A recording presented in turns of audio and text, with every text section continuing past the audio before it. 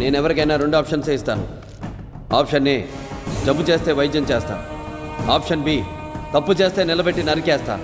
Option A కావాలా, option B కావాలా? నరకడమా, వైద్యమా? ఏది కావాలో డిసైడ్ చేసుకో.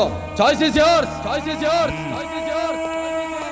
ఏం డాక్టర్, నరకడం అంటే సూది పొడవడమో కుట్లెయ్యడమో అనుకున్నావా? చూడు, ఒకవైపే చూడు, రెండో వైపు చూడాలనుకోకు. తట్టుకోలేవు, మాడిపోతావు.